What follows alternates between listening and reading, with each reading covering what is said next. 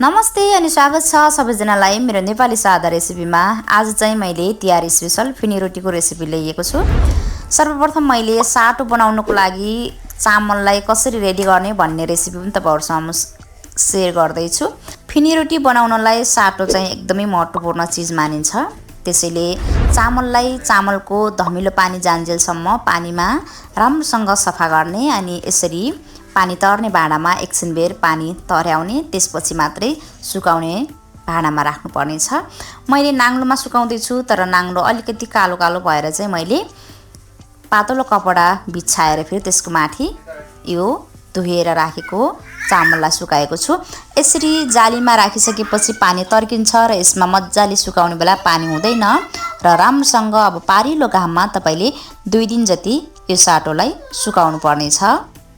र एकदमै चर्को घाम छ भने 1 दिनमै पनि सुक्न सक्छ, तर जेस तपाईले राम्रोसँग यो चामललाई सुकाएको हुनुपर्ने छ। अनि तपाईले चामल सुकिसकेपछि मिलमा गएर मसिनो गरेर पिसाउनु पर्ने हुन्छ। मैले यहाँनिर मेरो चामल चाहिँ आजभोलि अलि पारिलो घाम नलाग्ने भएर 2 दिन चाहिँ सुकाएँ। त्यसपछि मैले राम्रोसँग सुकिसकेपछि यसलाई अब मिलमा लगेर पिसेर रेडी गर्छु। साटोको लागि चामल पिसाएर रेडी भइसकेपछि मैले अब मैदालाई मुस्न सुरु गरेँ। र मैदा मैले यहाँनिर 1 केजी मैदा लिएको छु र बजारबाट मैदा किनि लिइसकेपछि मैले चाल्नुमा फेरि एकचोटि राम्रोसँग चालिसकेपछि यहाँनिर मैले पिठो मुस्न रेडी गर्दै छु। अब मैले 1 केजी मैदालाई 2 बटुका मैदा मुस्नलाई राखेँ भने थोरै मैदा पछाडी गिलो भएपछि चाहिन्छ भनेर थोरै राखेको छु, तर मुस्ने बेला सक्दो गिलो चाहिँ नबनाउनु होला।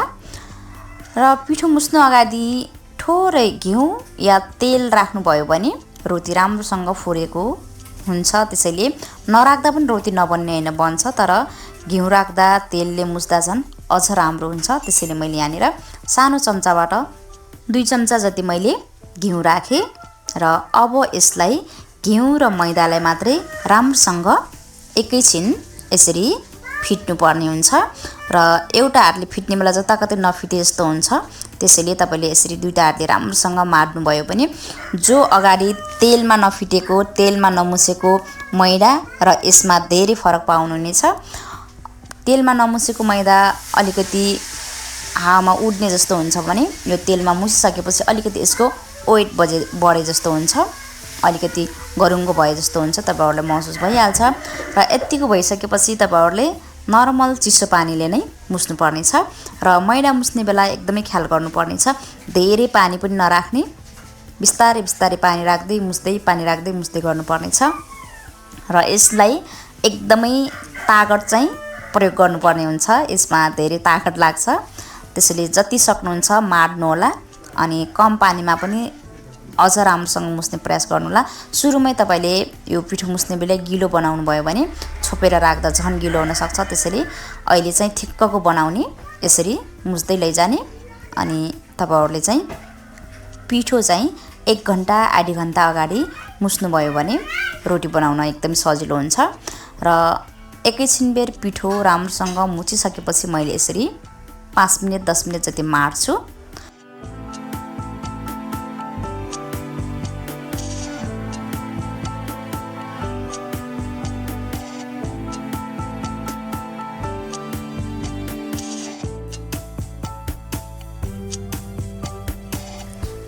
5-10 मिनेट मादिसकेपछि अब यो यतिको भइसक्यो छ। अनि यसरी हेर्न सक्नुहुन्छ यो पिठो राम्रोसँग मरेको छैन, पिठो राम्रोसँग रोटी बनाउन अझै रेडी भएको छैन। त्यसैले मैले आधी घण्टा 45 मिनेट जति प्लास्टिकमा बन्द गरेर राख्छु अनि राम्रोसँग यो पिठो नरम बन्ने गर्छ। तपाईहरुले पनि यसै गर्नु होला। समय छ भने 1 घण्टा जति तपाईले यसरी प्लास्टिकमा बन्द गरेर राख्न सक्नुहुन्छ। तर समय छैन, तत्काल बनाउने हो भने तपाईले आधी घण्टा 45 मिनेट चाहिँ यसरी राख्नै पर्ने हुन्छ। र पिठो एकदमै नरम हुन्छ यसो गरेमा।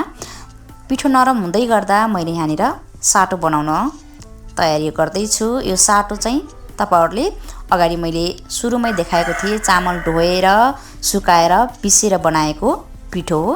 र साटो मुस्नु अगाडि चाहिँ तपाईले तेलमा मुस्दै हुनुहुन्छ भने पनि तेललाई पनि यो घिउ मारे जस्तै गरी सुरुमा मार्नु पर्ने हुन्छ र घिउमा मुस्दै हुनुहुन्छ भने पनि आफूले कति साटो आफूलाई आवश्यक पर्छ त्यही अनुसारको तपाईले यहाँनिर मुस्नु पर्ने हुन्छ।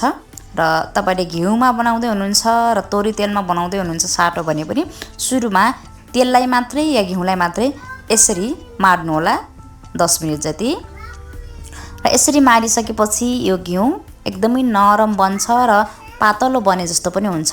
त्यसपछि तपाईले बिस्तारै चामलको पिठोलाई अलिअलि गरेर राख्दै मुस्दै गर्न सक्नुहुन्छ। र यसमा पनि चामलको पिठो एकैचोटी राख्ने हो भने मुस्न डौ हुन्छ, त्यसैले तपाईले बिस्तारै थोरै एकचोटी मुस्ने अनि गिलो भयो जस्तो भयो भने फेरि पनि चामलको पिठो थप्ने अनि फेरि पनि मुस्दै लैजाने त्यसपछि चाहिँ साटो रेडी भइहाल्छ। धेरै गिलो पनि नबनाउने र एकदमै कडा पनि नबनाउने, साटो पनि ठिक्कको जो कि मैदामा पिठोमा लगाउने बेला लाग्ने जस्तो बनाउन सक्नुहुन्छ। मैले पिठो थप्दै बनाउँदै गर्दैछु, एकैचोटी मुस्न पनि गाह्रो हुन्छ, त्यसैले अलिकति मुछेर नरम भइसकेपछि फेरि पिठो थप्ने। अब चाहिँ मलाई पिठो राख्न आवश्यक छैन, यतिको बनाइसकेपछि ठिक भइहाल्छ। र मैले अब यसलाई पनि बनाएर रेडी गरिसकेँ र यसलाई अब एकैछिन छोपेर राख्छु उतातिर पिठो हेरुन्जेलसम्म। यतिको बनाउनु भयो भने साटो पनि रेडी भइहाल्छ। म अब यसलाई छोपेर राख्छु, त्यसपछि म पिठो हेर्दैछु यतातिर। हेर्न सक्नुहुन्छ मैले चाहिँ पिठो चाहिँ यसरी राखेको। अहिले चाहिँ एकदमै नरम बनेको छ र नरम बन्यो भने बेल्न पनि सजिलो हुन्छ। फिनी रोटी बनाउन चाहिँ नर्मल रोटी बनाउनु पर्ने सामानहरू भन्दा अलिकति यो सुरुको पिठोलाई बेल्नलाई अलि खुल्ला अलि ठुलो टेबल वा रोटी बनाउने सामान नै हुन्छ, त्यसलाई चाहिँ तपाईले प्रयोग गर्नुपर्ने हुन्छ। मसँग चाहिँ रोटी बनाउनु पर्ने यो फिनी रोटी बनाउनु पर्ने सानो टेबुल छ, यसैमा मैले बेल्दैछु। र तपाईहरुसँग ठुलो टेबुल छ र बनाउन सक्नुहुन्छ भने यत्रेलाई नै एकैचोटी लोरी लाउँदा पनि हुन्छ, तर तपाईहरुले ठुलो बनाउन गाह्रो हुन्छ भने यसलाई नै 2 पिस बनाएर बनाउन सक्नुहुन्छ। मलाई चाहिँ सानो बनाउन सजिलो लाग्छ, त्यसैले सानो बाटे बनाउँछु। र एउटाले बनाइसकेपछि अर्कोलाई फेरि यहाँनिर प्लास्टिकमै राखे। बाहिर खुल्ला हावामा राख्ने बेला फेरि पिठो सुक्छ, त्यसैले तपाईले यसै गरी राख्नु होला। र अब यसलाई चाहिँ लोरीले लाम्चो आकारमा बेल्दै जानुस् र लाम्चो आकारमा बेलिसकेपछि यसमा साटो लगाउनु पर्ने हुन्छ। मैले चाहिँ अब यसलाई सक्दो धेरै पातलो पनि नबनाउने, ठिक्कको बनुन्जेलसम्म बेल्दै लैजान्छु। र मैले चाहिँ यसलाई 4 कुने बनाएर नै मैले राम्रोसँग चारैपट्टिको शेप मिलाएर बेल्नु पर्ने हुनाले मैले यसलाई छेउबाट मैले यसलाई टुक्रा पार्दैन, किनकि मैदा टुक्रा बनाएर फेरि जोड्न ढौ लाग्छ मलाई, त्यसैले मैले चाहिँ सक्दो छेउको भाग नकाट्नु पर्ने जसरी बेल्छु। र यसरी बेलियो भने मैदा टुक्रा बनाएर फेरि अर्कोसँग जोड्नु पर्दैन, त्यसैले धेरै पातलो पनि नबनाउने र धेरै बाक्लो पनि नबनाउने। तपाईले यहाँनिर हेर्दै हुनुहुन्छ।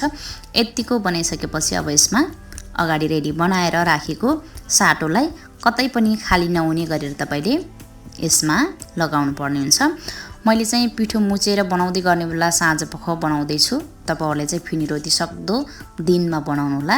साँझपख पकाउने बेला चाहिँ बनाउनुन्जेल केही फरक हुँदैन, पकाउने बेला चाहिँ आगोमा ग्यासमा पकाउने बेला तेल कति खर्यो कति खर्लेन र राखिसकेपछि अलिकति रातो पकाउने बेला रातो हुने भएर पाक्ने भएर चाहिँ रातो भएको रातमा खासै नदेखिने भएर चाहिँ तपाईहरुले चाहिँ फिनी रोटीलाई सक्दो दिनमा बनाउनु होला। मैले चाहिँ यो पटक चाहिँ साँझ पख बनाउँदै छु रातिमा, त्यसैले मेरो रोटी चाहिँ हल्का रातो पनि भएको छ।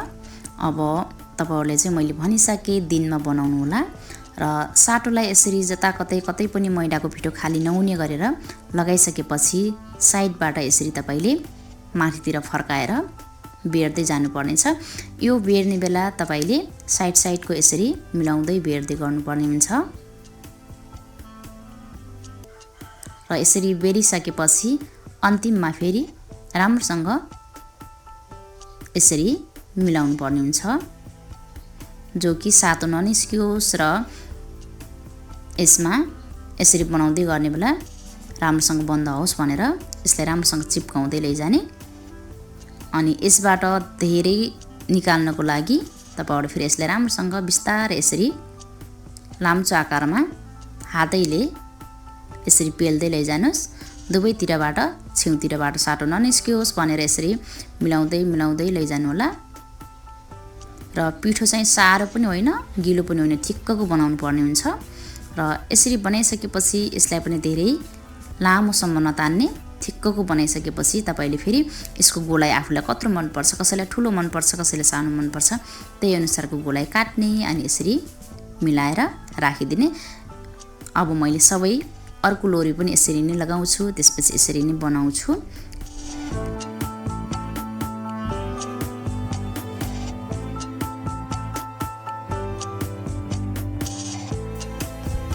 यसरी सबै काटिसकेपछि तपाईले यत्तिकै चेप्टाउन पनि सक्नुहुन्छ र यसरी साइडको फेरि यसरी बन्द गरेर चेप्टाउन पनि सक्नुहुन्छ। त्यो चाहिँ आफ्नो इच्छा हो, जसरी चेप्टाउँदा पनि भइहाल्छ।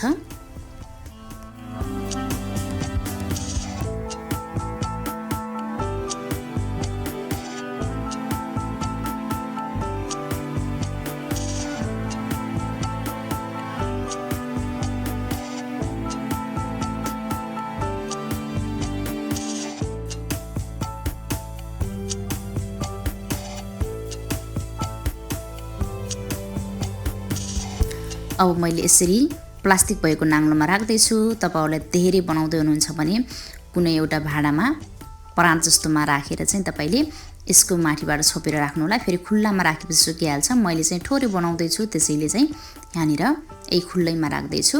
र चिप्किन नदिनको लागि यसको माथिबाट तपाईले चामलको पिठो छर्किदिन सक्नुहुन्छ।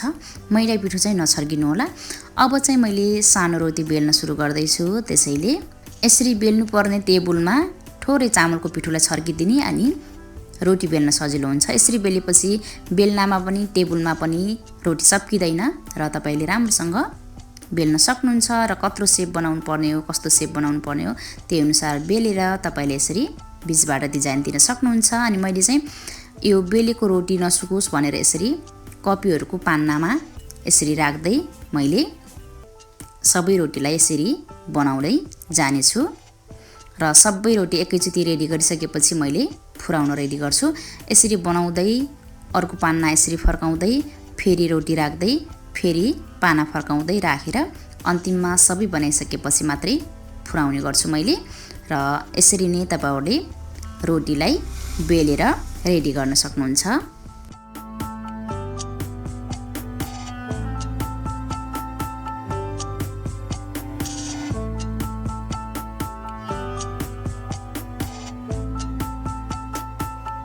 मैले चाहिँ मसँग भएको सबै रोटीलाई यसैगरी बेलेर रेडी गर्छु अनि यही कपीको पानामा राखेर बन्द गरेर राखिदिन्छु। अनि मैले रोटी चाहिँ आगोमा पकाउँदै छु, त्यसैले आगो बालेर किटको कराई तताएर मैले चाहिँ यहाँनिर सनफ्लावर तेलले पकाउँदै छु। तपाईहरुले चाहिँ आफूलाई जस्तो मन पर्छ त्यस्तै तेलले पकाउन सक्नुहुन्छ।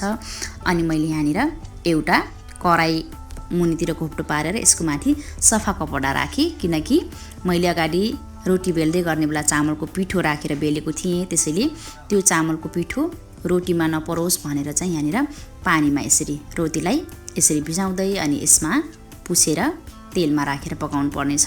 यसरी पकाइसकेपछि चामलको पिठो लगाएर बेलेदा पनि यो तेलमा झर्दैन र तेल छिट्टै फेर्नु पर्ने हुँदैन।